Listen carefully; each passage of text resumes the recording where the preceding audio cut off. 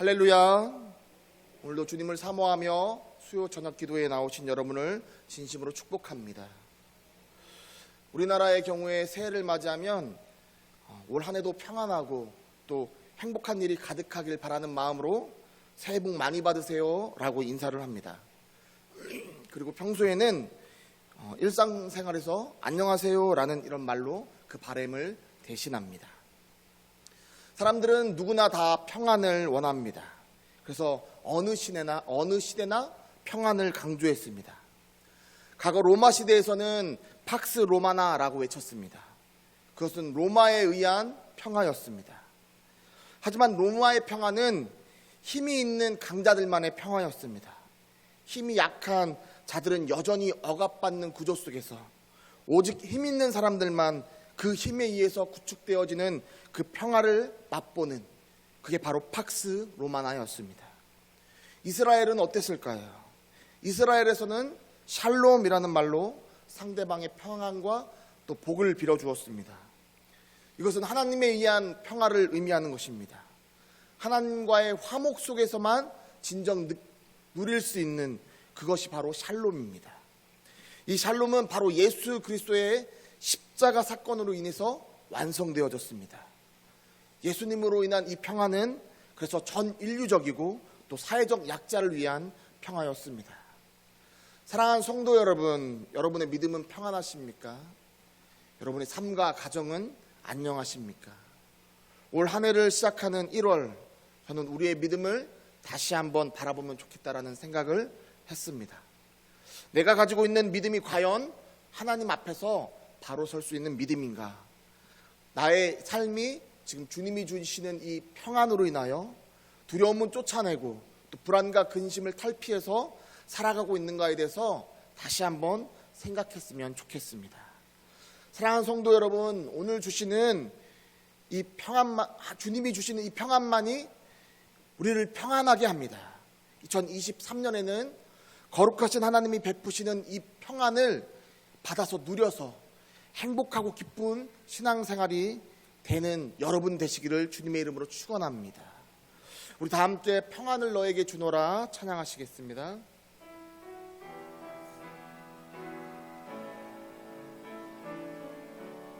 평안을 너에게 주노라. 평안을 너에게 주노라. 세상이 줄 수 없는,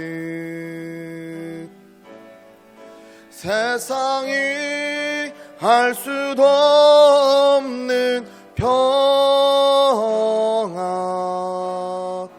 평안, 평안, 평안을 내게 주노라. 아멘. 하나님이 베푸시는 이 평안과 사랑을 마음껏 누리는 2023년이 되기를 주님의 이름으로 축원합니다. 왜냐하면 이 평안과 사랑, 그리고 그로 인해서 생겨나는 마음의 여유가 우리의 삶을 바꿔놓기 때문입니다.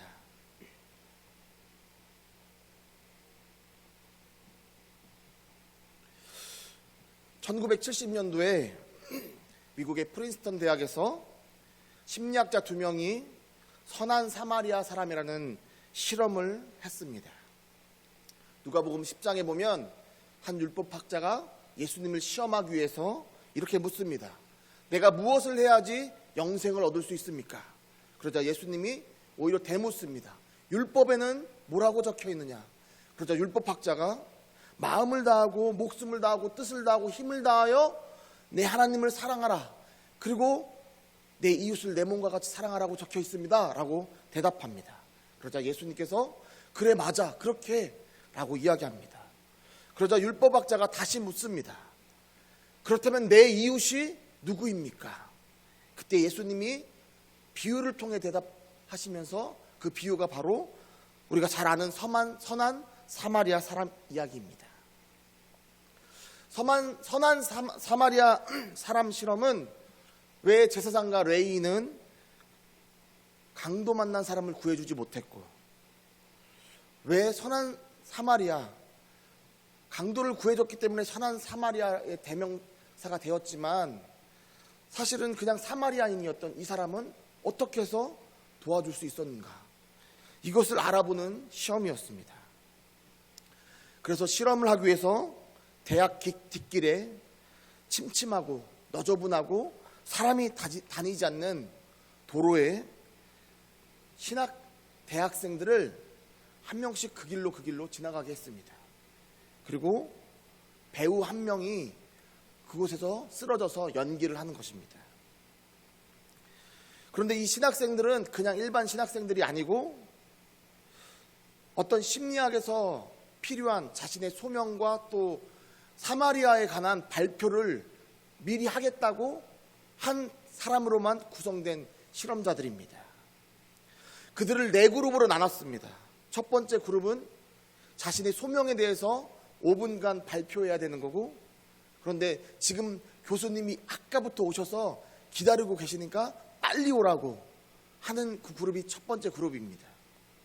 두 번째 그룹은 여전히 빨리 오라는 이 그룹인데 자신의 소명에 대한 발표가 아니라 선한 사마리아인에 관한 발표였습니다. 세 번째 그룹은 소명에 대한 발표이지만 천천히 오세요 라고 말하는 사람들입니다.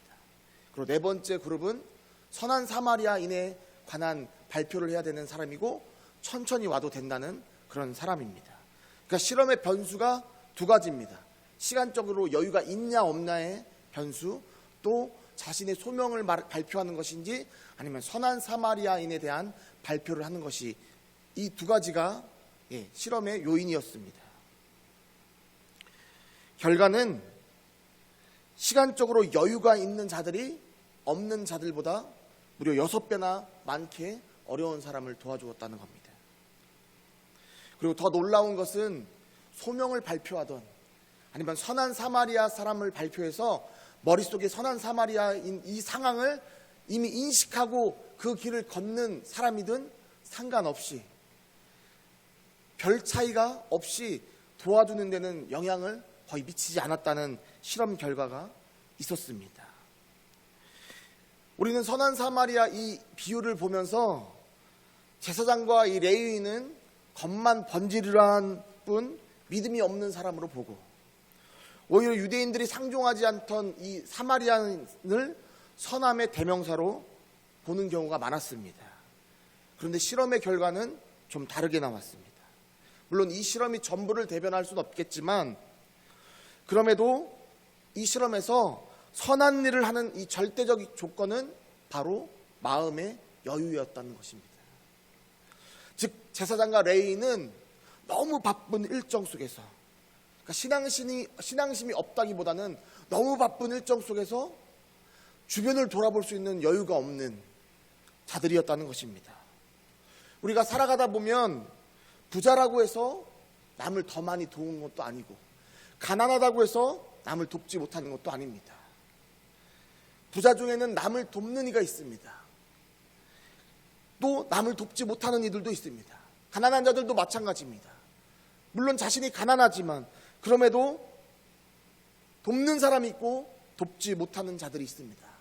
무슨 차이입니까? 바로 마음의 여유의 차이입니다.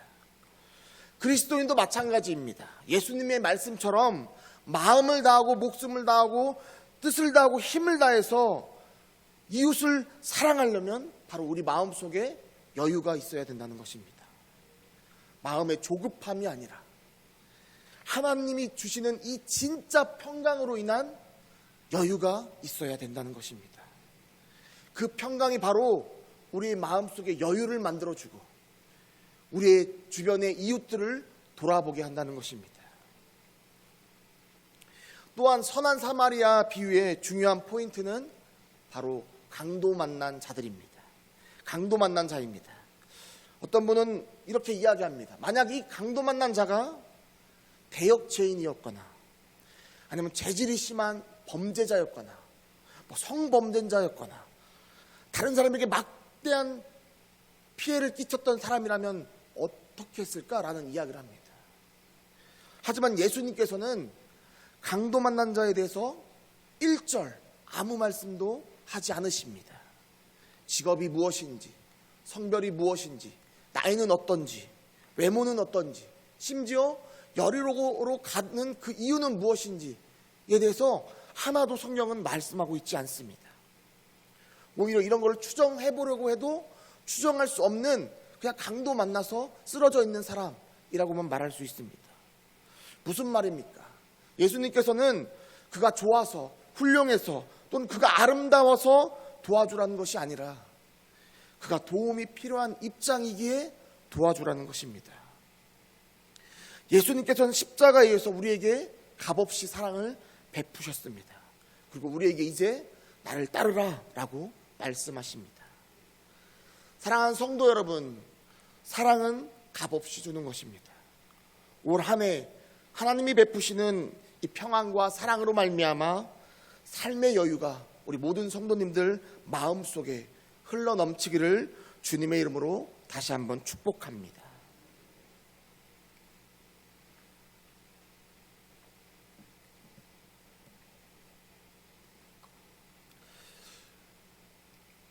만약에 사랑이 값없이 주는 거라면, 그렇다면 회개는 어떨까요? 회개는 바로 몸소 우리가 직접 해야 하는 것입니다. 누구를 시켜서 대신하는 것이 아니라 우리가 직접 해야 합니다. 오늘 본문의 제목은 속건제입니다. 지난번 우리가 속죄제에 대해서 살펴봤는데요, 속죄제는 하나님이 금지하라고 내리신 이 명령을 어겼을 때 그 죄를 용서받기 위해서 드리는 제사라고 말씀드렸습니다. 그런데 이 속건제는 재산상의 피해를 입혔을 때 그 발생시킨 죄를 용서받기 위해서 드리는 제사입니다.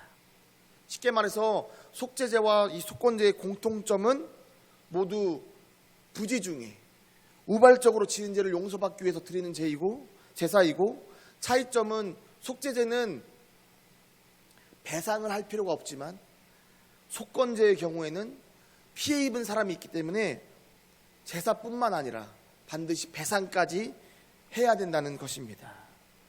오늘은 5장과 6장의 그 말씀을 봤는데요, 먼저 레위기 5장 14절 19절 내용을 살펴보도록 하겠습니다. 레위기 5장 14절 19절의 말씀은 성물에 대하여 피해를 입혔을 때 어떻게 해야 되는지에 대해서 알려주고 있습니다. 예를 들어서 성막에서 사용하는 도구를 누군가가 실수로 파손했다면 제사장들은 그 성물의 가치를 매겨서 작은 성물이면 작은 순양으로, 귀한 성물이면 큰 순양으로 제물을 삼아서 제사를 드리게 했습니다. 또한 이 파손된 것을 보상할 때는 5분의 1, 즉 20%를 더 추가해서 지불하도록 해야 했습니다. 만약 이것을 오늘날 이 예배당에 적용하면 어떨까요? 먼저는 예배당의 물건을 매우 아끼게 될 것입니다.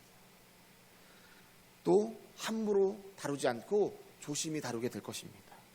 구약시대에도 마찬가지였습니다. 이스라엘 백성들은 성물들을 그래서 매우 조심히 다룰 수밖에 없었고, 이는 제사에 참여하는 백성들의 마음가짐을 바로잡을 수 있는 그런 역할을 하기도 했습니다. 이제 이 5장의 말씀을 오늘날 우리에게 한번 적용해 보고자 합니다. 먼저 성막은 당시 하나님이 임재하는 곳이었습니다. 그렇다면 오늘날은 어떻습니까? 눈에 보이는 이 예배당에만 하나님이 임재하실까요? 아닙니다.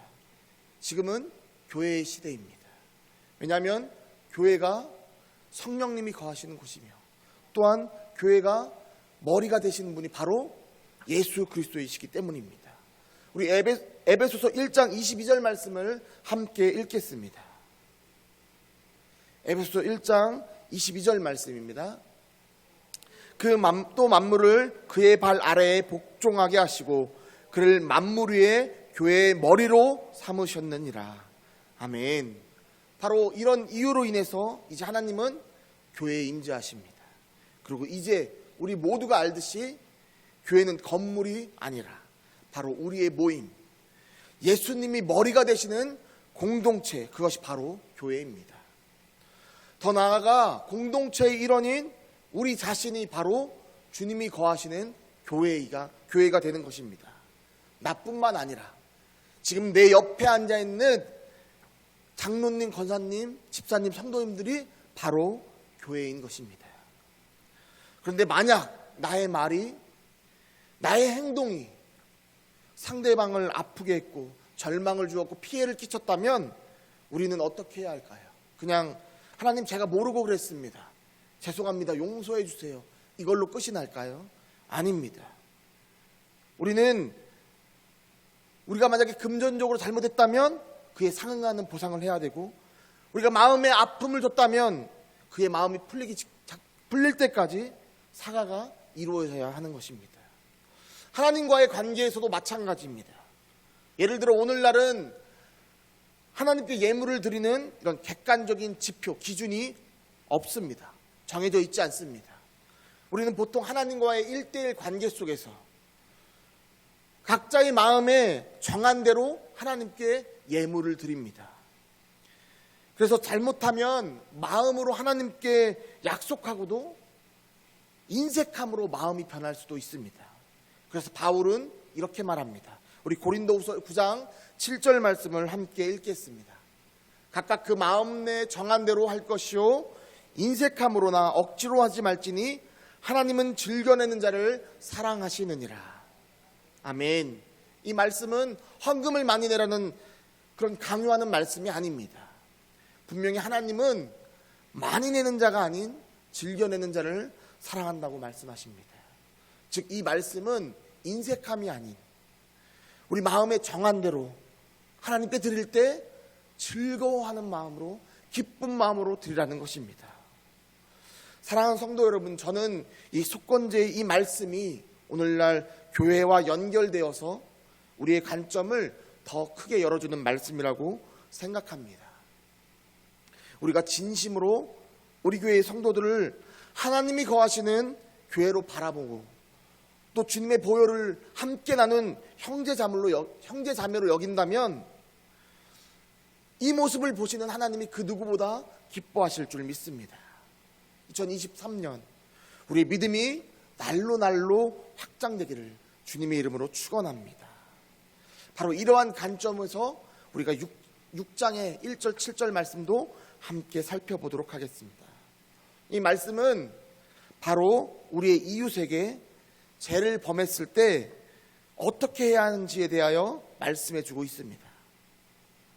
예를 들어서 어떤 사람이 가족과 함께 한 달간 집을 비우게 되었습니다. 지금의 현실에서는 치안도 잘 돼 있고 CCTV도 잘 되어 있어서 안전하다라고도 말할 수 있겠지만 고대 시대는 그렇지 않습니다. 그럴 경우 자신이 믿는 친구나 이웃에게 자신의 집을 맡기고 또 자신이 갖고 있는 상당한 기중품을 맡기고 가야 했습니다. 그래서 이 사람도 자신의 친구에게, 가장 친한 친구에게 집과 기중품을 맡기고 떠났습니다. 그런데 친구는 마음이 달랐습니다. 오히려 그가 없는 사이에 그 기중품을 가지고 자신의 빚을 해결합니다. 한 달이 지나고 이 사람이 돌아왔습니다. 그리고 이 친구에게 너무 고맙다며 살해를 할 겸 찾아갑니다. 그리고 기중품을 받으려고 하는 그 순간 친구가 나에게 집을 돌봐달라고 했지 언제 나한테 기중품을 맡겼냐? 라고 이렇게 말합니다. 어떤 증거도 없고 속으로 속앓이만 할 수밖에 없었습니다. 그런데 친구의 마음에 내가 아무리 그래도 내 친구를 단지 그 기중품 하나 때문에 이건 아니지 싶어서 용서를 빌기 위해서 이 친구를 찾아옵니다. 바로 이때 그 금액만 하는 것이 아니라 그 금액의 20%를 더해서 그 친구에게 전해주고 또한 하나님께 순양을 가지고 나와서 제사를 드리는, 이것이 바로 다른 사람의 물건을 탐했을 때 드리는 속건 제물이었습니다. 그런데 이상한 점이 있습니다. 우리 레위기 6장 2절에서 3절 말씀을 함께 보겠습니다. 레위기 6장 2절에서 3절 말씀입니다. 누구든지 여호와께 신실하지 못하여 범죄하되 곧 이웃이 맡긴 물건이나 전당물을 속이거나 도둑질하거나 착취하고도 사실을 부인하거나 남의 잃은 물건을 줍고도 사실을 부인하며 거짓 맹세하는 등 사람이 이 모든 일 중에 하나라도 행하여 범죄하면, 아멘. 우리가 읽은 이 본문을 보면 속이고 도둑질하고 착취하고 이웃이 잃어버린 물건을 몰래 갖고, 만약 이런 것들을 부지 중에, 그런데 여러분 이 읽은 이 말씀이 부지 중에 가능한 겁니까? 이거는 내가 인식했을 때나 가능한 겁니다. 남의 물건을 훔치는 거, 도둑질하는 거, 속이는 거, 이것들은 내가 부지 중이 아닌 내가 알면서도 행하는 죄라는 것입니다. 그런데 출애굽기에 보면 분명히 도둑질한 사람은 4배나 5배를 갚으라고 말씀하고 있습니다. 우리 함께 출애굽기 22장 1절 말씀을 함께 읽겠습니다. 사람이 소나 양을 도둑질하여 잡거나 팔면 그는 소 1마리에 소 5마리로 갚고 양 1마리에 양 4마리로 갚을지니라. 아멘. 분명 출애굽기의 말씀에서는 도둑질하면, 소를 도둑질하면 5마리로, 양을 도둑질하면 4마리로 갚으라고 말씀하고 계십니다. 그런데 우리가 본문을 읽은 이 레위기의 말씀에서는 왜 그냥 원금의 20%만 더해서 갚으라고 말씀하실까요? 이 차이가 무엇일까요? 바로 자신의 죄를 인정했냐 인정하지 않았냐의 차이입니다. 레위기의 말씀은 자신이 도둑질하고 속였다 할지라도 그게 내 마음에 걸려서 하나님께 회개하고 그 사람에게 가서 죄를 고백하고 사과할 때, 바로 자수를 했을 때는 하나님이 오히려 금액을 감해 주셨다는 것입니다. 바로 이 속건죄는 분명 고의성이 다분하지만 자신의 죄를 인정하고 회개하여 용서를 구한 자들에게는 그 금액을 감해주는 것이었습니다. 그래서 어떤 학자들은 속건죄의 벌금 액수에 대해서 회개를 권장하기 위한 것이라고 말씀하기도 하고, 또 피해자의 재산을 반드시 지켜주고자 하는 그 마음에서 비롯된 법이라고도 이야기합니다. 또한 이웃에게 잘못한 사람은 이웃에게만 배상해야 되는 것이 아니라 하나님께도 재물을 바쳐야만 했습니다. 우리 레위기 6장 6절 말씀을 함께 읽겠습니다. 그는 또 그 속건 재물을 여호와께 가져갈지니 곧 내가 지정한 가치대로 양떼 중 흠없는 순양을 속건 재물을 위하여 제사장에게로 끌고 갈 것이요. 레위기 6장 2절에 보면 범죄의 이유를 여호와께 신실하지 못해서 범죄했다라고 말합니다.